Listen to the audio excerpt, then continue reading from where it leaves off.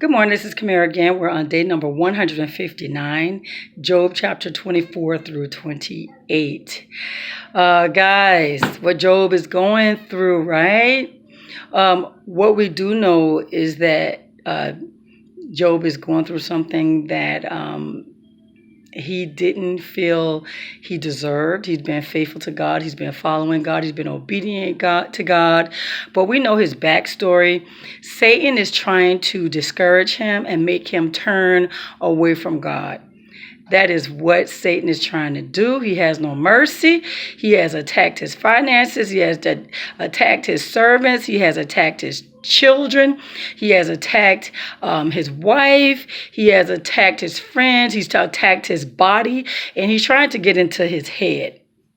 So Satan has no mercy. He's trying to get Job to reject God, to turn his back on God. That's his whole point. And so Job is so miserable that don't forget his friends are there to comfort him, but instead they are trying to convince him that he must have sinned, and that's why all this bad stuff is happening to him. And Job is busy defending himself to the point that his friends are really annoying him. At some points, his friend says that that Job is trying them. Yeah, let's make it about you. And that's Eliphaz, Bildad, and Zophar. Those are the three friends who he is defending himself against. And Job is really going through a lot. And I see that as Satan is actually using them as mouthpieces to discourage Job. And so Job is miserable. He's like, I want to talk to God face to face. I want to, ask him, what did I do? What did I do, right? So at this point, Job, he looks at the wicked and said, wow, everything's been going good for them. They get away with a lot of wicked stuff. They steal, they kill. They treat widows and orphans wrong. They cheat people, and they rebel against righteousness. So he's saying, they don't go and try and help people. And so, but he says, you know what? God is watching. God watches everything. God watches everybody. And just like everyone else, the wicked get cut off too. And okay, so Bildad says, start saying some things like, how can a mortal person be innocent before God? Can anyone born of a woman be pure? So they're just going through, just saying a few things to, like Job defends himself. Well, you're not perfect. You must have done something wrong, that type of thing. And they're like, well, you're not innocent for all this to be happening to you.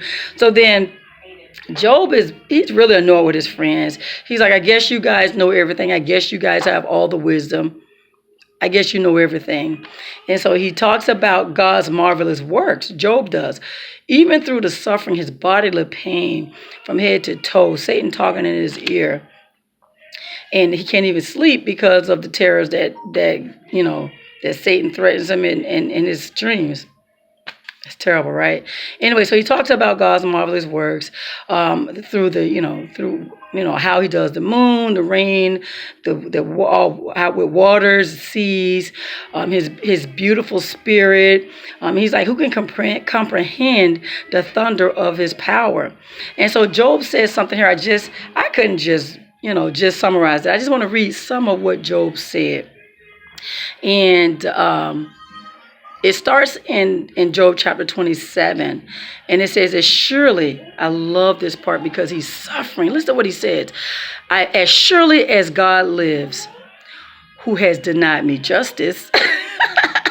I love the fact, my God who's, even though he's denied me justice, the Almighty who has made me taste bitterness of soul, as long as I have life within me, the breath of God in my nostrils, my lips will not speak wickedness, and my tongue will utter no deceit. I will never admit you are in the right. His friends are saying that you must have sinned, you're wicked, so bad things are going to happen to you. That's why this bad stuff is happening to you. He says, I will never admit you are in the right till I die. He says, I will not deny my integrity. I will maintain my righteousness and never let go of it. My conscience will not reproach me as long as I live. I love that. I love that. I have to point this out. He said, may my enemies be like the wicked, my adversaries like the unjust.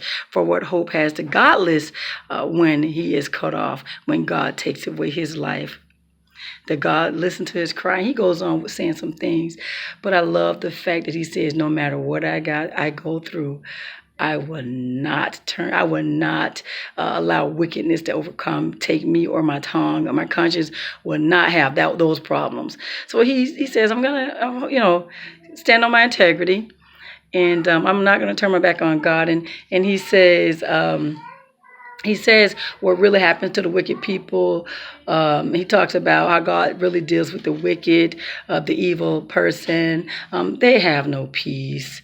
The foundation they're building with their riches and the stuff they take from people, they're building it on a fragile foundation. They live in terror. So he spends a little bit of time talking about what really happens to the wicked and those people who do evil things. And then he goes on to talk about God's wisdom. He says, folks know how to do many things, but they have no idea how to gain wisdom. He says, wisdom or understanding are not found among the living. He says, not in the seas, not in the ocean. He mentioned the birds and a few other things. You cannot purchase it. And he says it's worth more than the most valuable thing that we could think of. And a lot of times we'll do the metals and the stones, like the jewels of the earth. Wisdom is more valuable than those things. And he says God alone understands the ways to wisdom. God is the one who decides how hard the wind blows, and he made the laws for the rain and the path to lightning. The fear of the Lord is true wisdom, and to forsake evil is to understanding. And so Job, I love the fact that he have all this against him. He has so much against him, and look what's going on. He's still holding on to his integrity. He still understands. That's the part, guys, when you understand who God is and what he has control over. And, as long as God, I still have the breath of God in my nostrils. That's what he said. I will not, turn to evil or even, do whatever he was saying, all that stuff he said about, I will not let go of my integrity.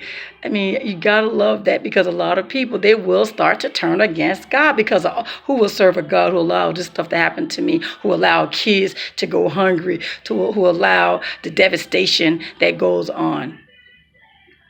That's what people do. That's what people do. But I love the fact Job knows. He knows. And it's important, guys, that we truly understand who we claim we serve. We need to understand who God is, the power of God, and the control he has over our lives. And we are definitely not smarter than him, and never will be smarter than him. Okay, so we should strive for perfection in God's eyes. Strive for that. Though we fall, we get back up. And we try hard not to fall in that area again. But our God is merciful, and he is a forgiving God. He is a loving God. He loves us so much. And you would think that he doesn't love us because he allows certain things to happen. But he loves us so much. In Job's case, guys, he knew Job was an upright, blameless man. He actually said that. And he knew Job was standing. Job is serving me because Job knows who I am. Job is faithful. Job loves me. Job fears me. He knows all this stuff. Job loves me. And he is a man of integrity, and he hates evil. He stays away from evil. Job said there's nothing more valuable than God, than his wisdom, than God himself. And he says, God, in yesterday's, I love that part where he says that God's words is more valuable to him than food. Love it. I love it. So anyway, guys, day number 159. And I forgot to mention this, guys. We are actually in the middle of the year. With the day we started Job 1, we were actually on June 1st.